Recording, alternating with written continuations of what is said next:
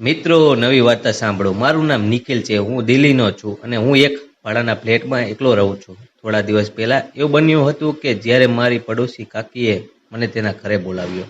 હું તેના વિશે કહું. તેનું નામ કોકિલા છે. મારા બાજુમાંના ફ્લેટમાં રહેતા હતા.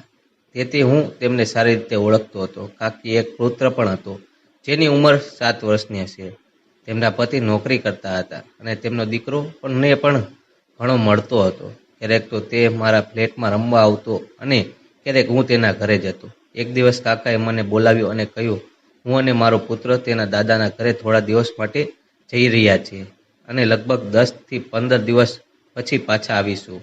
તો તું તારી કાકીનું ધ્યાન રાખજે. જો તેમને કોઈ જોઈતું હોય તો તને બોલાવશે.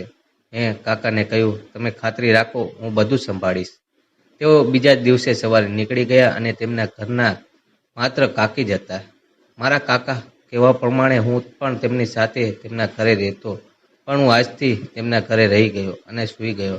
પછી વહેલી સવારે થઈ અને કાકી હંમેશાની જેમ ઘર સાફ કરવા આવ્યા અને હું મારા નાસ્તો બનાવવા લાગ્યો. આ સમયે અચાનક મારા સિલિન્ડરનો ગેસ સમાપ્ત થઈ ગયો અને હું નાસ્તો બનાવી શક્યો નહીં અને હું ખાલી સિલિન્ડર લઈને રૂમની બહાર નીકળી ગયો અને સીધો જવા લાગ્યો. તે ફ્લેટનો દરવાજો ખુલ્યો હતો. તેમણે મને સિલિન્ડર લઈ જતો જોયો અને પૂછવા લાગી, અરે નિખિલ, તું સિલિન્ડર લઈને ક્યાં જઈ રહ્યો છે?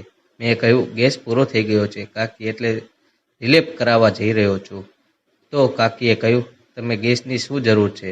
તમે મારા ઘરે લઈ શકો છો. મેં કહ્યું, ના કાકી, હું તેને ફરીથી ભરાવી લઈશ.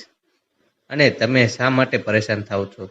સિલિન્ડર ભરાવવાનું તો પડશે જ છે ને. અને કાકીએ કહ્યું, કાકા તો તમને કહીને ગયા છે ને, તમે મારા ઘરે જ ભોજન કરજો. હું પહેલાં પણ તેમના માટે ભોજન બનાવી શકતી હતી અને હવે તમારા માટે ભોજન બનાવીશું. અને હું રહીશ તો મને પણ સારું રહેશે. બહુ કોશિશ કરી પણ કાકીએ કહ્યું, તારા કાકાએ તેને કહ્યું છે મારું ધ્યાન રાખવાનું. હું તમારું ધ્યાન રાખીશ. મેં હાથ જોડીને કહ્યું, ઠીક છે કાકી. હું સિલિન્ડર લઈને પાછો રૂમમાં આવી ગયો અને પછી થોડીવાર પછી કાકી આવ્યા. મને પૈસાની યાદી આપી અને કહ્યું, નિખિલ, આજનું થોડું સામાન બહારથી લઈ આવો. હું પૈસા લઈને લિસ્ટ લઈને બજારમાં સામાન ખરીદવા ગયો. હું પાછો આવ્યો તો દરવાજો બંધ હતો.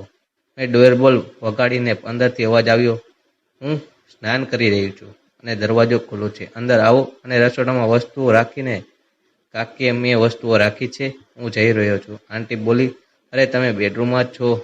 મેં કહ્યું, હા કાકી, હું બેડરૂમમાં જ છું. તો મને ટાવલ આપો. મેં કહ્યું કે કપડાં બેડ પર પડેલા હતા. પછી ટાવલ લીધો ને કાકીએ આપ્યા. કાકીએ કહ્યું, નાસ્તો તૈયાર છે, કરીને જ જજો. હું બેસી ગયો અને મેં કહ્યું કે સ્નાન કર્યા પછી, એટલે કે હું સ્નાન કરીને આવું. આંટીએ માત્ર એટલું જ કહ્યું, શું થયું, સ્નાન નથી કર્યું? તો તમે અહીં સ્નાન કરી લો. મેં કહ્યું, હું કપડાં નથી લાવ્યો. તેમણે મને કહ્યું, એ તું બેવકૂફ છે. કપડાં? મેં કહ્યું, હું મારા રૂમમાં જ સ્નાન કરીશ. કાકીએ કહ્યું, નિખિલ, આ તારું ઘર નથી. મેં કહ્યું, એવું નથી કાકી. મેં કહ્યું, કપડાં લઈ આવો અને જલ્દી સ્નાન કરી લે. મેં બહુ ભૂખ લાગી છે. હું કપડાં લઈ આવ્યો અને દરવાજા પાસે આવતા જ મારા હોશ ઉડી ગયા. તેણે મારી સામે જોયું અને કહ્યું, તું સૂઈ જા રહ્યો છું? ઉતાવળ કર અને સ્નાન કરો, મને ભૂખ લાગી છે. હું બાથરૂમમાં દાખલ થયો અને દરવાજો બંધ કરીને સ્નાન ચાલુ કર્યું અને નાહવા લાગ્યો. થોડીવાર પછી કાકીએ બૂમ પાડી, ઝડપથી સ્નાન કરીને બહાર આવો. પછી અમે બંને નાસ્તો કર્યો. હું આંખો નીચી કરીને જતો હતો ને જમતો હતો. કાકીએ પૂછ્યું, શું થયું છે? મેં તેમની સામે જોયું ને કંઈ નથી થયું. કાકી બોલ્યા, તમે મારા કપડાના કારણે મારી તરફ જોઈ રહ્યા નથી? કાકી બોલ્યા, અરે નિખિલ, બહુ ગરમ છે. બધા કપડાં ધોવાઈ નાખ્યા હોવાથી મેં વિચાર્યું કે આજે પહેરીશ, પણ હું સમજી ગયો છું ખરેખર ગરમ છે. પરંતુ તે મને આ રીતે ક્યારેય જોયા ન કરતા. ત્યાંથી હું થોડા શરમાયો હતો. અને આ સાંભળીને મારા કાકી હસવા લાગ્યા અને કહ્યું, છોકરાઓને પણ શરમ આવે છે? હું તો હસતા જ રહ્યો. પછી કાકીએ કહ્યું, ઠીક છે, હું કોઈ બીજું ઉમેરીશ તેથી તમને અજીબ ન લાગે.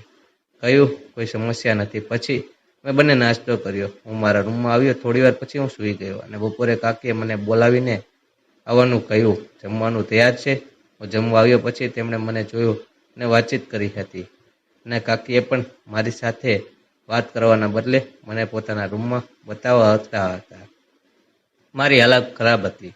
પછી હું સાંજે રૂમમાં આવ્યો અને કાકીએ મને ફોન કર્યો કે તેમને ઉપર માળેથી થોડાક સામાન બહાર કાઢવાનો છે. મારે પલંગનો થોડોક બાજુમાં ખસેડવો છે. તેથી કેટલીક વસ્તુઓને પલંગ નીચે ગઈ હતી. એ પલંગની વસ્તુઓ એક ટેબલ પર ઉતારી પછી પલંગનો બાજુમાં ખસેડી દેવું તો મારું કામ સમયથી થઈ જશે. મેં કરી પ્રયત્ન કર્યો પણ કામ ન થયું. કાકી, તમારું કામ થઈ ગયું. કાકીએ પણ કહ્યું, મને જવા દો. કેમ બહાર થાય છે કે નહીં? પછી કાકીએ પલંગ નીચેથી વસ્તુઓ શોધવાનું શરૂ કર્યું. મેં વસ્તુઓ રાખી અને પાછો આવ્યો. મેં એકલા પ્રયત્ન કર્યો પણ ફિલિંગ થયો. કાકી પાછા રૂમમાં આવ્યા.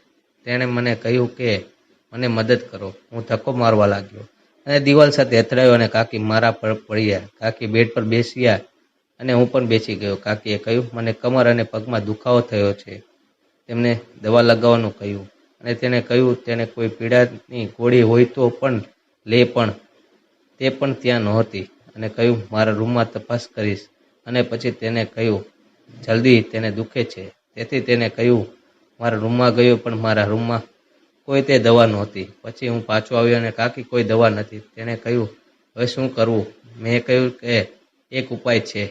કાકીએ કહ્યું શું? મેં કહ્યું ગરમ તેલની માલિશ કરો. કાકી મારા તરફ પ્રેમથી જોવા લાગ્યા અને બોલી ઠીક છે, પણ તમને એવું લાગે છે કે તમે મને મસાજ કરો છો? મેં કહ્યું ઓકે, તેલ ગરમ કરીને લાવીશ. તેણે કહ્યું તે રસોડામાં છે. માલિશ કરતા કાકીએ કહ્યું સૂઈ જાઓ. તે મસાજ કરવાનું શરૂ કર્યું. પહેલાં તો મને સ્પેસ કરવાથી દુખાવો થતો હતો.